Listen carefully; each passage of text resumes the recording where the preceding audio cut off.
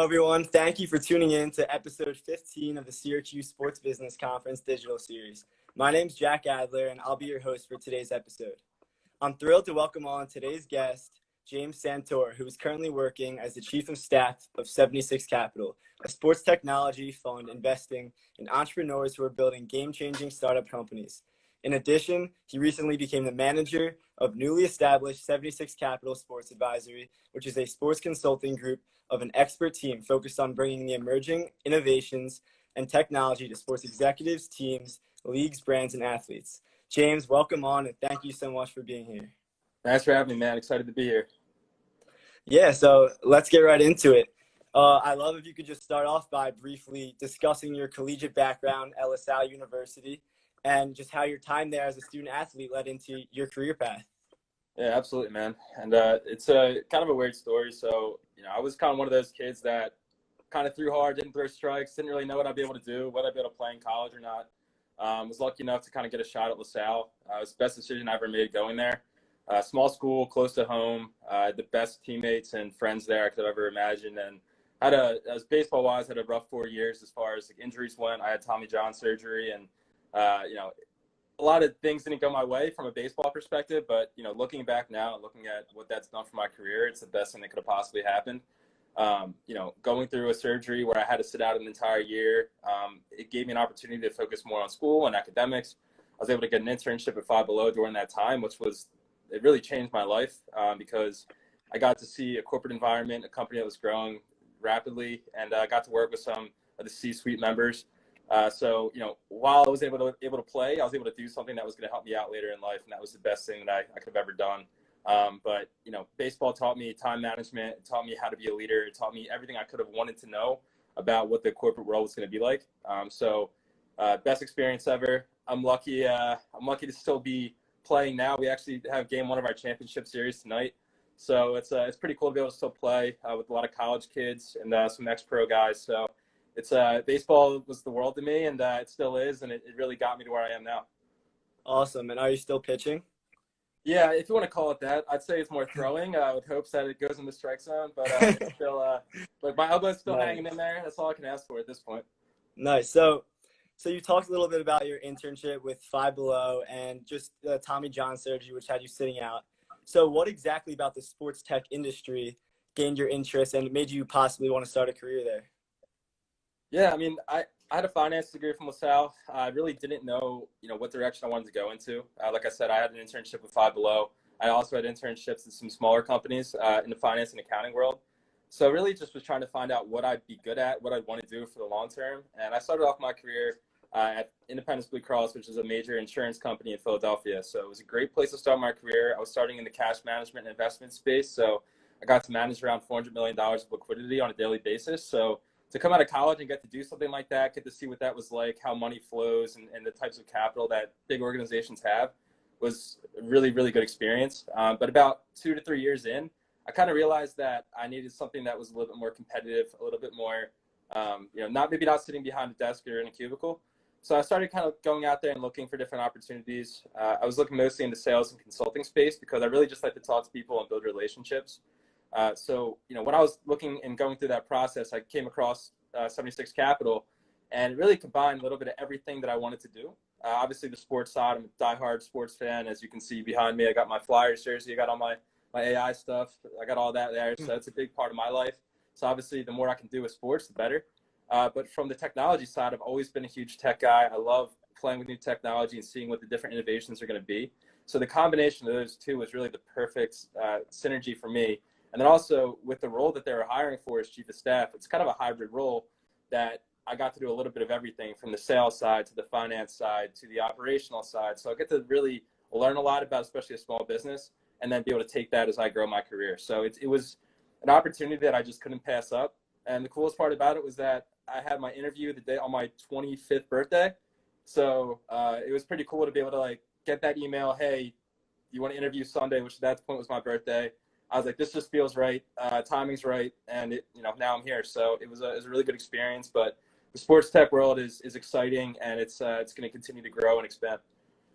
Yeah. And I mean, I know both of us, we have a huge passion for Philly sports, and personally, whether it's watching or playing, like naturally you gain a passion for sports. And I think naturally you gain a passion for the business behind it because it's what really drives the sport. And, these leagues aren't happening without the business behind it. And like as someone who loves sports, it's important to have an understanding of the behind the scenes and the driving force of these leagues.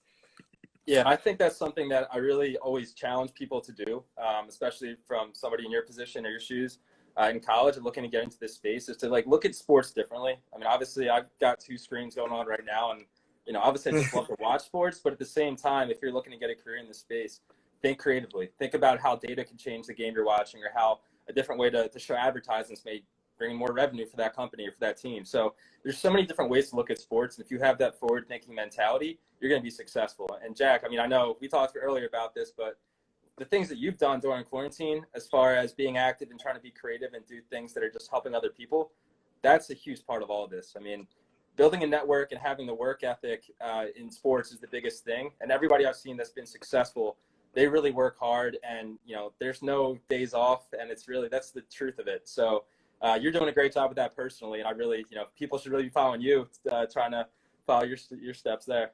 Yeah, I appreciate that. Thank you so much. And I really do think that these Syracuse sports business episodes are also really valuable to, like you said, to get a look into the behind the scenes of the sports business from a young age. And I know that a lot of people tuning into this episode can really relate to that, because everyone loves sports and everyone wants a job in sports, but it's hard. Like, you got to grind for it. And it's important to be able to learn from someone like you who did grind for it and got that position, to see and kind of learn from that, like ways that you can do it yourself.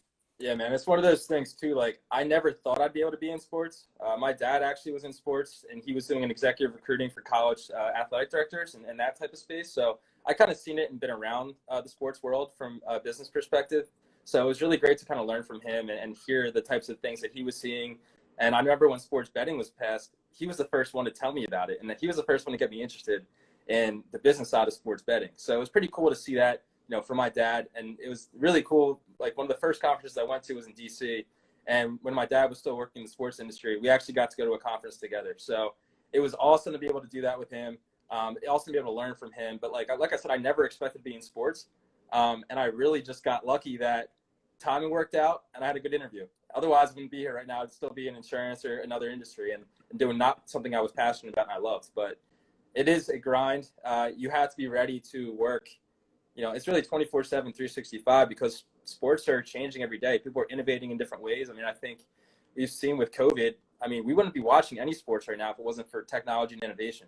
Yeah. That's what's really driving this to be successful. I mean, there's so much that goes into these testing protocols and the way that they're hosting the bubble, then all the digital enhancements to make it actually a fun thing to watch. So it's you have to really stay on top of everything. And again, sometimes it's tough when you're a diehard fan and to try to find that line of being a fan and then the business side. So it's something that I always challenge myself to find the best medium there, but it's definitely hard, and it does take away sometimes. Like, if you're watching a Sunday night football game, and next thing you know, you have an idea for something that could help change the industry, you're typing that out and you're sending an email at 8:30 on a Sunday night, but it's worth it. And it's, again, you have to have that mentality if you want to be in the sports industry.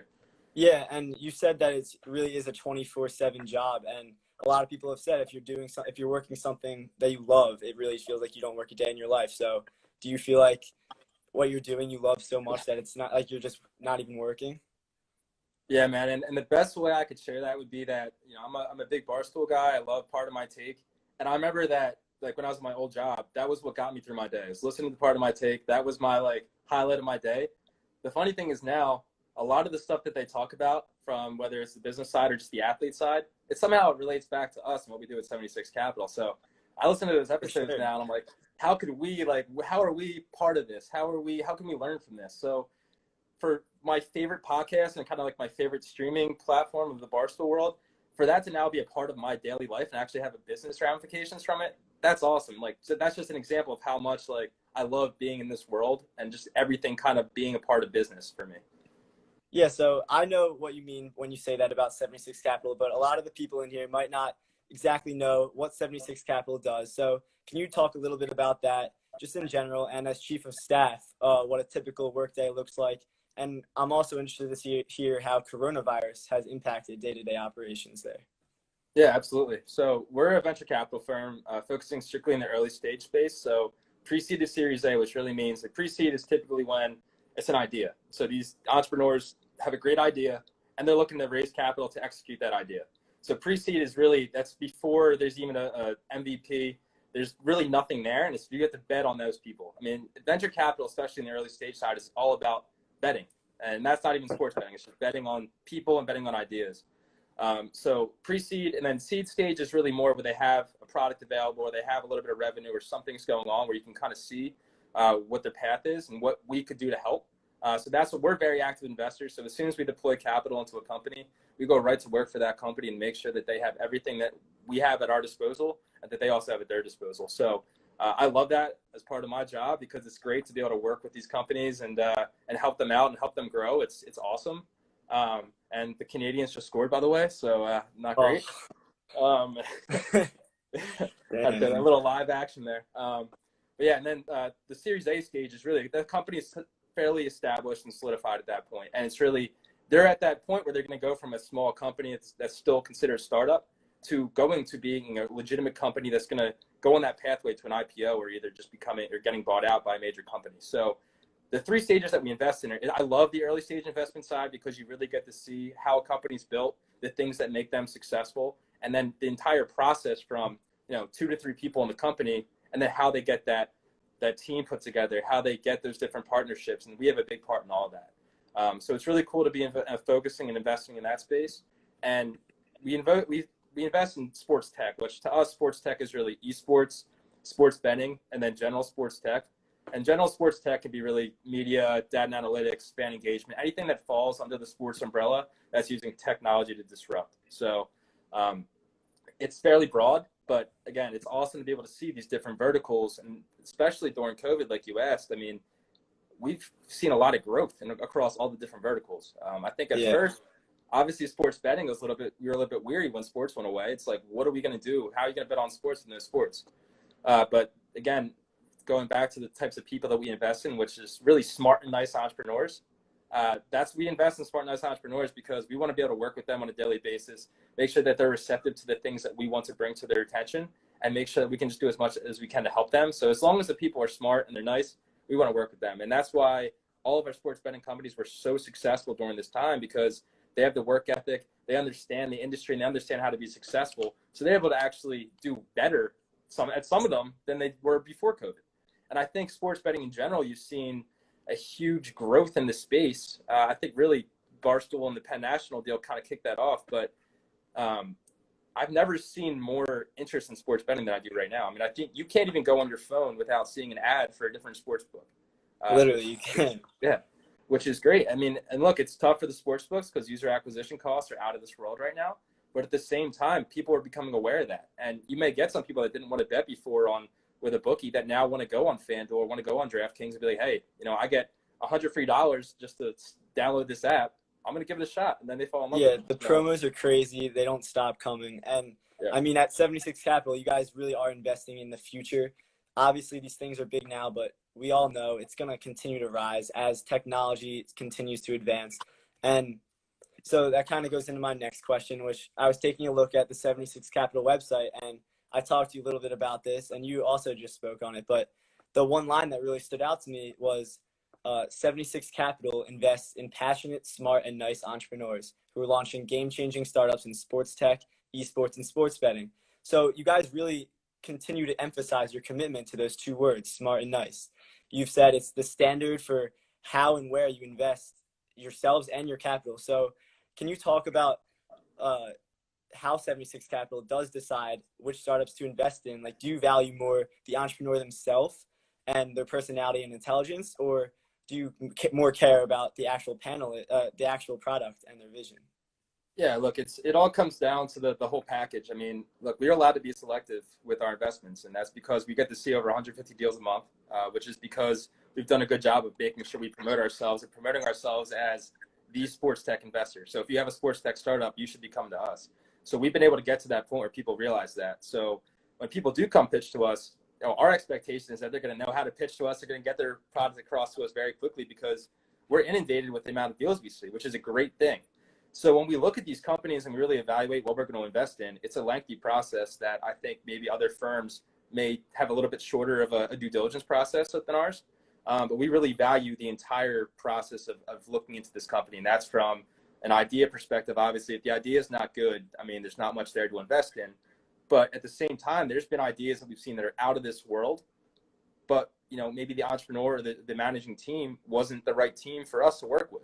So I think that's important to really kind of distinguish whether an idea is so good that you can invest with them no matter what, or if there's going to be a detractor on that team that may not want to work with us and may not want our input. So for us, it's really doing not only just the audit of the company, but also a social audit of the entrepreneur, which I think, again, it differentiates us and really has made us invest in great people. I mean, our entire portfolio, every single entrepreneur is awesome. They're always so easy to talk to, and they always keep us updated, and they want to be involved with us, that's all we can ask for from them. Yeah, for sure. And I know 76 Capital has an amazing portfolio right now. And can you talk a little bit about some of those startups, maybe pick your favorite, just to talk about the decision-making behind that, investing in that startup, and what the vision is there? I know the broadcasting camp I really like, and Nursery Gamers also, both of them have a lot of potential there. Can you talk about one of them? Absolutely, yeah. I'll do play-by-play first and then Nursery, but play-by-play is one that it's really fun for me. I mean, last summer, I got to go to a few of the camps myself and get to see the way that they do their camps and the way they run them. And one of the coolest things that I saw was the way that kids interacted with the camp. So play-by-play sports broadcasting camp is a camp for kids between the ages of like 8 to 18 that really love sports and they want to get into broadcasting in the future. So play-by-play provides them the opportunities to learn about broadcasting, to communicate with others that are interested in the space, and really grow their expertise and have fun doing it. So it was awesome to go to the camp in person, to see the way these kids, they come in as all strangers, and next thing you know, 3 hours later, they're all arguing over, Bryce Harper and Mike Trout, and then they're best friends by the end of the day. And then the rest of that week, they're all best friends. So it really brings people together, and it also teaches these kids, and there's so many success stories from play-by-play of kids going on to be broadcasters or play-by-play people. It's been amazing to see that. And during COVID, they obviously had to shift their in-person events. They started doing online virtual camps, and it was amazing. I mean, we had Adam Schefter going the first day. We had Devin Bush from the Steelers. We had a ton of huge names, and these kids were in this room learning and having fun in a Zoom meeting. I mean, hopefully that's not the future, but we were still able to be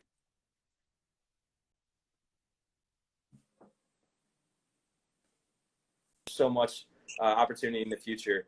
And Nursery Gamers from the esports side, they provide amateur infrastructure, and they really provide accessibility.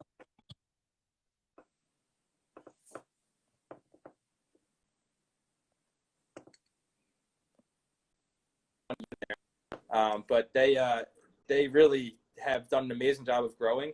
And when I say they provide accessibility, it's really, if you try to play at the highest levels of esports, you have to have like a $5,000 gaming PC to make sure you're able to compete against other people that have those. Not everybody can afford that, whereas I can maybe get an Xbox that's $200. I can't afford a gaming PC set up like that. So Nursery provides people the ability to go into a safe place, play on the best PCs, the best internet, everything you need to be successful. They also provide tournaments and almost like an AAU of sorts for esports as kids look to get to the next level, which is the collegiate level. And there's over 200 schools giving out scholarships for esports.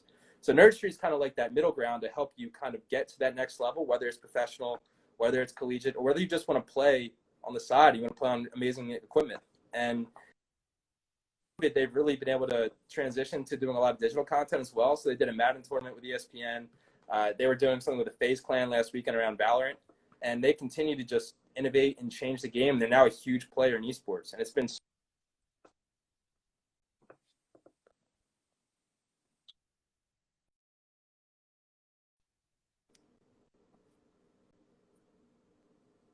Yeah, I think I'm lagging out a little bit here. I don't know if it's my internet or yours. Do you hear me? Oh man. All right, are we good now? Yeah, there we go. We're good. Mine keeps lagging out. Uh-oh. Are we good now? Nope. Yep. Can you see me okay? All right, yeah, I see you. We're good now? All right. All right, cool.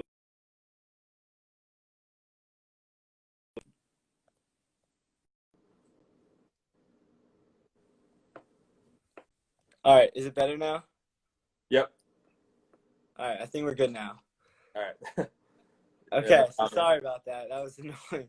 So, Hey, all the good. Nursery Gamers, that's another example of 76 Capital really investing in the future. I know from my age group, from personal experience, that we really haven't had, experience with like the time now where college, you can really go to college for being a video gamer. And my screen's Yeah, still lagging out. Do you hear me? I hear you. You're good. So yeah, you keep pausing on my screen. I'm not sure if it's just me, but all right. So going to the next question, after hearing a little bit about 76 Capital in general, I know we know now you invest in these startups, but you also have an athlete venture group that helps bridge the gap between athletes, entrepreneurs, and investors. Can you briefly describe what the athlete venture group is? It's a really interesting product that we have and offering.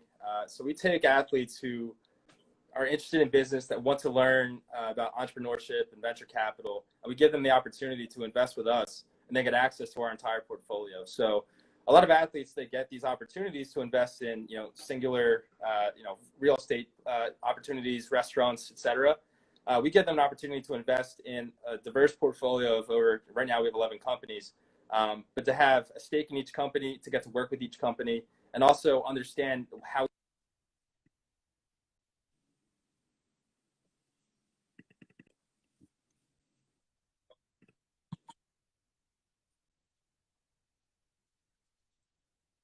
I could talk to Brian Westbrook and say, hey, Brian, we're evaluating this company. What is your thoughts on, is it use this product?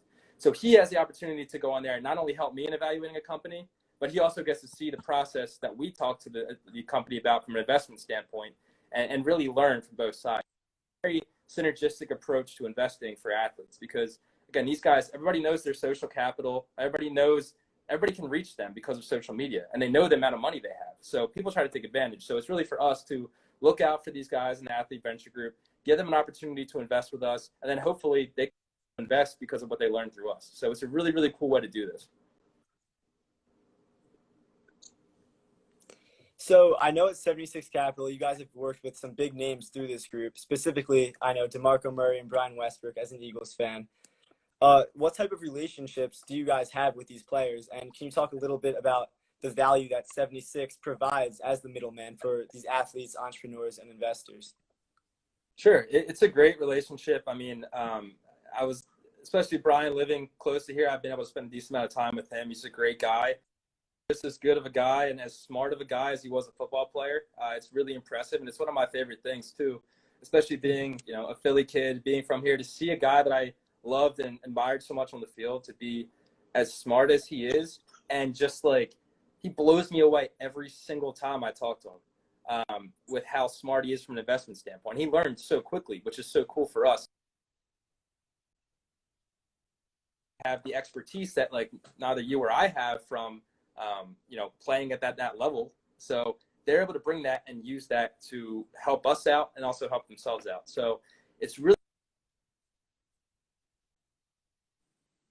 to work with the companies we invest in. So especially for Nursery Gamers, a lot of our athlete venture group love to working with an esports company, because esports is kind of that new wave right now, especially during COVID, as things environment. It's been, it's the hottest thing in the world. So a lot of athletes are interested in esports now. A lot of athletes want to find out how to invest in esports, and that's the type of thing that we can provide them, that we have the expertise in that many other firms do not. So we see a lot of different opportunities in esports. We work with Rubicon Talent, which is a strategic partner of ours. They're in New York City. A lot of their clients, I mean, they have guys like Greg Olson, George Kittle, Mark Ingram, just to name a few. I mean, they have some big names. Emmanuel Sanders, another one. And those guys they love esports too, and they've sent us deals that they want us to evaluate to make sure that they have a guy like Emmanuel Sanders. He's an awesome gamer and he loves gaming, and he actually is now a brand ambassador for Nursery Gamers. So that's something that we were able to help set up because Emmanuel was so impressed by what Nursery was building and loved their team so much, he just wanted to be a part of it. So those are the types of opportunities that we're able to provide that other firms are not able to. And it's just a really, really awesome way to work with athletes.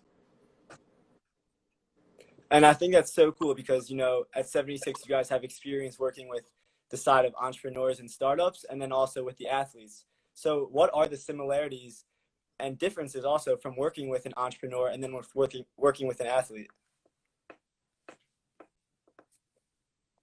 Especially venture capital are endless.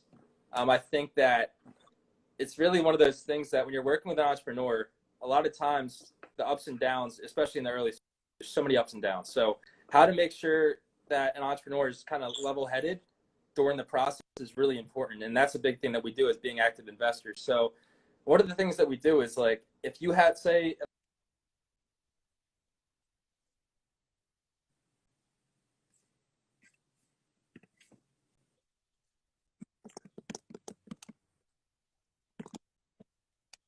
and everybody on social media trashing them or saying bad comments. So the athletes are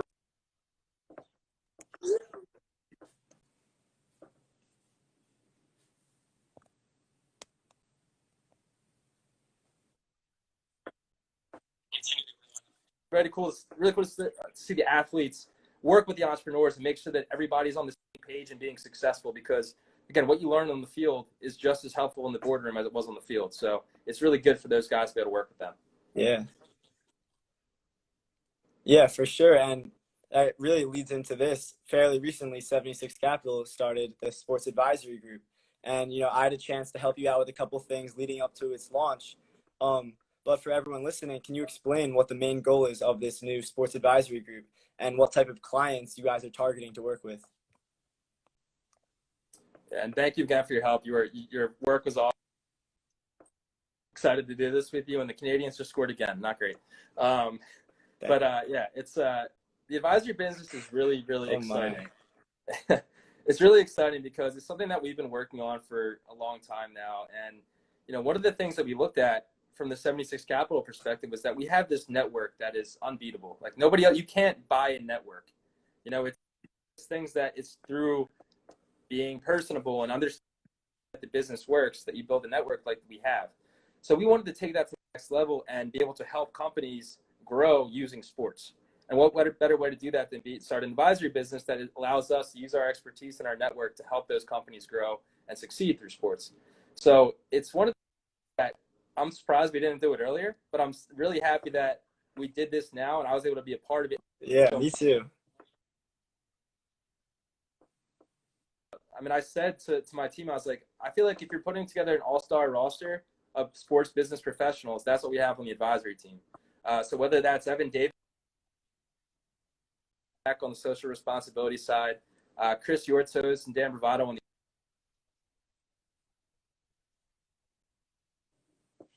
people have on top of the other non-managing directors of the different verticals, it's insane. So when we're talking to these companies and pitching the advisory business to them, they're blown away by the amount of experience and just the way that these people operate. I mean, it's a really exciting opportunity for us to continue to grow our name and grow our brand, but also help these companies make some awesome moves while using sports to do that. Yeah, and I mean, like you said, I'm honestly surprised you guys didn't go into this sooner. It really just seems like the perfect fit for what 76 Capital has going on, and I'm really excited to see what it turns into because I think it has a lot of potential. All right, so one question that we love to ask all the guests that we have on here: what is one failure or mistake that you've had in your career, whether it be in your collegiate years or in your professional careers? And what is some advice that you can give to college students like me and everyone else tuning in for how to deal with failure?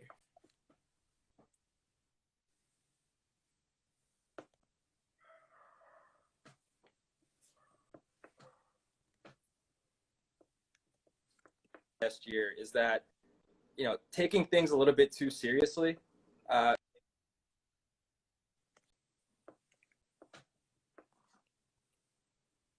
I think that almost made me worse because when things would not go the way I was hoping to, everything would come falling down. And the same thing kind of happened in my previous job where, I was putting all my eggs in one basket to a degree, and that was the focal point of my life. And I think when I made the realization that, like, as amazing and like, I love working, I love just being, kind of in the mix with things, but you also need to be able to have that other side of your personal life. And I think I struggled with that for a while. And again, really, baseball was the biggest issue I had with that. So I would really tell people, and this is something you can learn in college. I think college is the best way to learn this because you have to worry about school, worry about the fun side of college. You have to do all that and do it the right way. So if you can go to college, you can have fun, you can get internships, and you can learn a lot. I mean, if you could take that into the business world, you're going to be successful. And unfortunately, I wasn't able to do that till after college, but I'm happy I was able to do it. But it's one of those things that, I failed myself from a baseball. And again, I'm happy I was able to figure that out later in life. But you have to be able to enjoy your life. You have to be able to work hard and find that perfect medium for everything. Yeah, so honestly, once I started working on the fundraiser with the $3 challenge, I did have a lot of trouble with kind of trying to balance my personal life with my work life because it was really my first experience getting into really a business side of life. And I love that you said that because I really have over the last couple of months learned how to like balance that better and really like work on time management because it's really important to have time to yourself and continue to work on improving yourself aside from just the business aspect of things. Yeah, I mean, look, it all comes full circle. And then sorry, you lied for a second. I didn't mean to cut you off there, but yeah, my screen keeps lagging here. It's okay. So last but not least, question coming from me. We do have a couple of questions from the audience coming, but what is the best advice that you can give to young students like me and everyone else tuning in on how to break into the sports industry, or even the best way to navigate the job market during the pandemic for some people that are going into it after the senior year here? Absolutely. Yeah. The biggest thing is to just understand what's out there in the sports industry. It's not the sports industry of 10 years ago where really the only option is to work for a team or work in sales or something like that. There's so many opportunities right now, whether that's sports betting, whether that's esports, whether it's data and analytics. There's so many opportunities right now more than ever because of the new technologies and innovations. So I think that it's something that, it's a challenge for everybody watching this or out there to really just go and look and see the different opportunities that you'd be interested in. Like, you may not be a video game fan or may not be interested in esports. But then when you do some research and see the type of opportunities that are presented because of esports, that may be your future. So really go and do some research on what's out there, especially from a startup side, because it was an option for me when I graduated from college. I never even thought to look at some startups. So there's so many ways to break into sports. It's about doing the research, educating yourself on what's out there and what the future is going to be like, and creating your own thesis, really. It's really figuring out what you think the next 5 to 10 years look like. The COVID pandemic we're dealing with. But, I mean, look, people are innovating every single day, and games are changing every single day. There's something new every single game. So I really challenge everybody to go out there and look and see what the current state of the sports industry. Follow us on all of our social channels at 76 Capital. We really make sure we try to educate everybody out there on what's going on in the industry.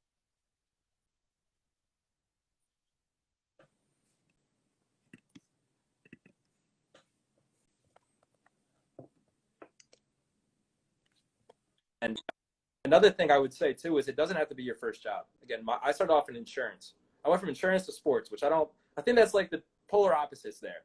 So, you don't get 50+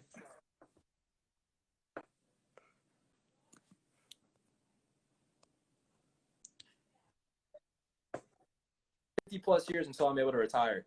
So I got 50 years of working in this, hopefully.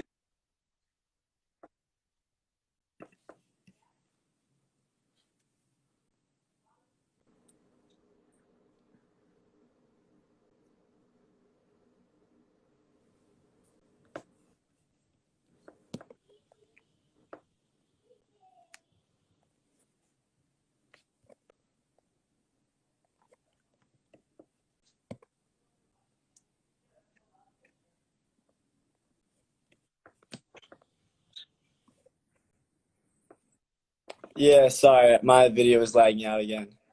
Is that better? All right. Yeah, so going off what you said, I really do think that it's very valuable to know that obviously with the world going through such an unprecedented time, different possibilities are going to come up. And as the world is changing with all these new precautions for coronavirus, the business world is changing and different possibilities, opportunities are coming up. And I think that, like you said, for someone that's going into the workplace for the first time in their life, it's important to keep an open mind and be open to going into something that you might have never even heard of before and you might have no experience in, because that's just kind of where this world has come to. Yeah. Okay, And so the other thing too, Jack, we're gonna go into. I would say, sorry, I'm Sorry, sorry to everybody. The this internet's lag is bad. awful. Yeah, it's again Yeah. COVID problems, working from home, all that stuff. But the other thing too, I forgot to mention is networking. You can start networking at any age. You don't have to be in the business world to start networking yet. So if you're a college looking to meet people in the industry, this is the industry you want to work in, go on LinkedIn, go on Twitter, start messaging people, start following people, whoever you want to be in the future, go follow them and see the types of things they talk about, things they post about. And that's the best way to be able to mold yourself into that role in the future. Don't be scared. The worst thing somebody can do, it sucks, but once you get used to that, I mean, that's just sales 101 right there. You're going to get told no. Proactive in meeting the right people, and again, trying to be really proactive in finding what you want to do. As soon as you find that industry or that niche that you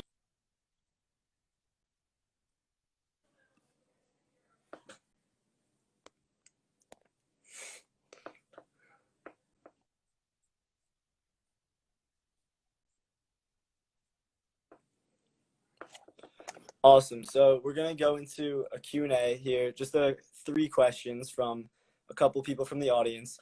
So first we have them from Jordan Edelstein. Quick shout out to him for setting up this episode. His question is, during your time with 76 Capital, have you come across a sports tech startup that 76 was not an investor for, but you personally were interested in it as a customer?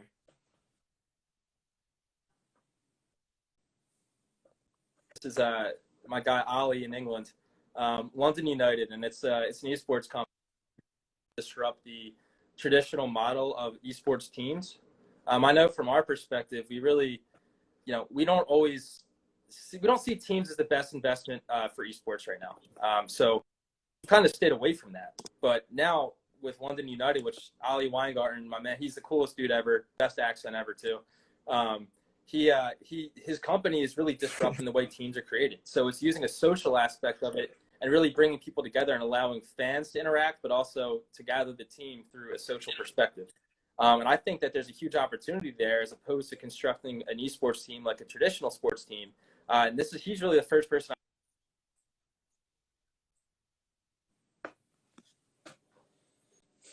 And they have great branding, and they're really doing a great job of making it seem like it's a European League soccer team or it's the Flyers or somebody else. So that's something that, again, it's a little bit different. Again, I've seen so many team opportunities. I've seen so many different things in esports. It was one of the first things in the esports space that really jumped off the page to me. It's something that I know that I'm personally looking to follow their progress and see where they are in a few months and a few years. Awesome. That's really cool. I really like that. You're seeing all these startups, and obviously people are coming in with such cool ideas, and you have to eventually decide what's best for 76 Capital. But I'm sure there's some that you love yourself just for thinking about how you could use it. But going to the next question from Danielle Parr.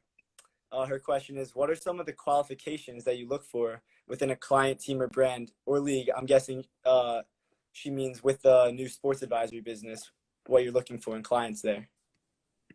Yeah, I mean, it's really it's looking for people that are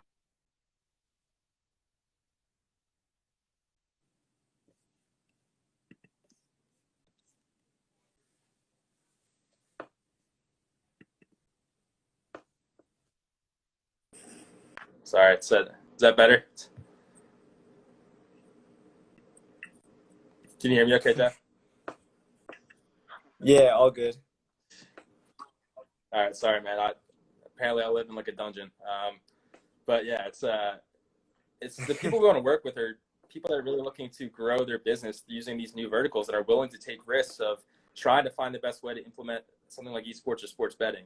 And I don't know if beginning of my statement was said before I got cut off, but sports betting was prohibited for most teams and leagues for forever. But now you start to see places like in DC, they have a sports book in the now. Broncos just signed a deal with FanDuel. So you're starting to see these types of organizations trying to come onto these new opportunities and use them to help grow their business. So that's for us. It's really trying to find those teams, leagues, organizations, and companies that are like-minded in their approach that this is the future, and they want to learn the best ways to use that to help, again, grow their business right.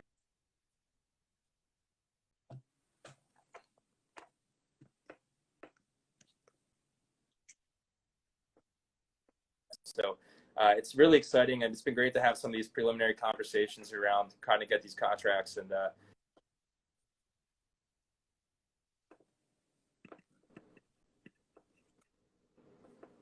Yeah, so I mean, you kind of hit on it a little bit there, but just as a lasting question, where do you see the future going for the sports betting industry?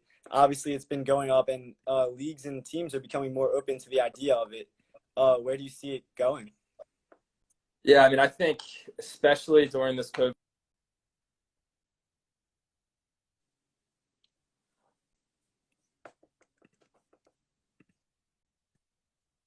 sitting at the game, not at a tailgate, but you're not with your friends or family. How do you stay connected and have a like-minded approach to a game? You throw down some bets. You do that again. I think this is like a March Madness on steroids to a degree right now, with games on all day of all different.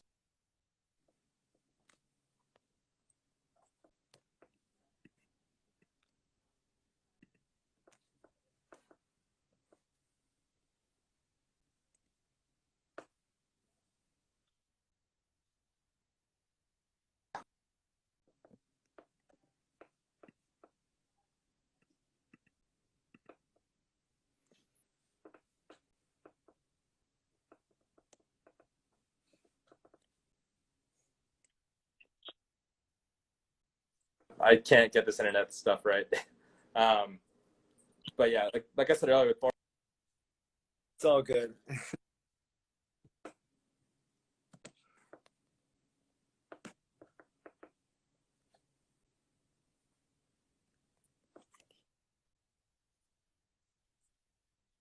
a company called VSiN, which is a 24/7 sports betting media network. And it's exciting for the media network side because really interested in betting. A lot of people are scared to or don't know how to do it the correct way. And it's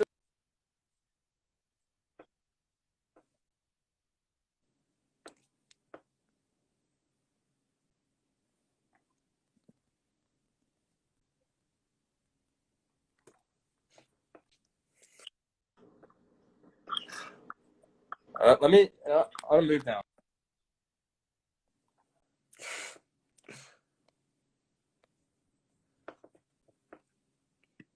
This Wi-Fi has been brutal. I'm sorry for the lagging going on here. Yeah, sorry, everybody. All right, maybe this will be better. All right, different place.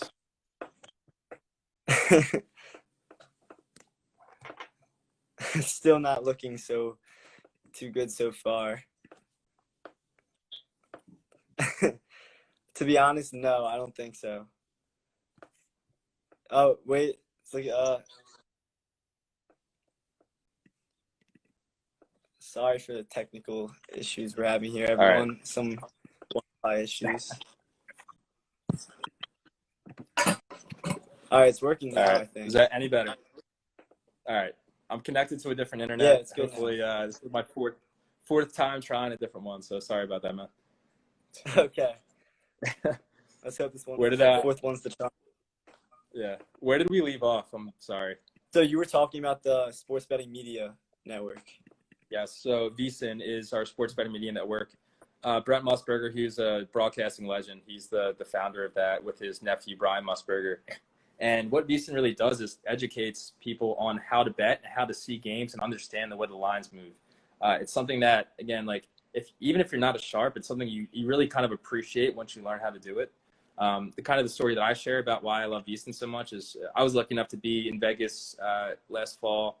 I went to the VSiN studio, and Brent Musburger was in there, and it was the 4 o'clock games, NFL games that day.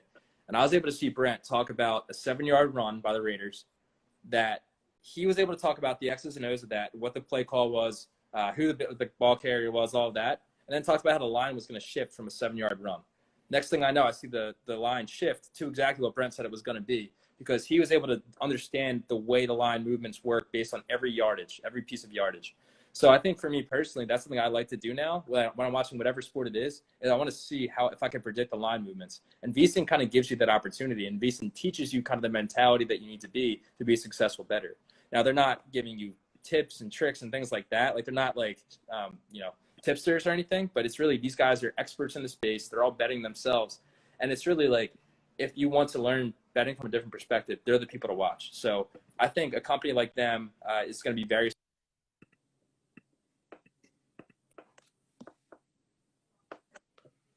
sense. As a big Barstool fan, I know that they helped me kind of get on the betting train too. And obviously there's a little bit more fun on the betting side as opposed to maybe learning a lot. But that type of conversion or convergence of media and betting is the future.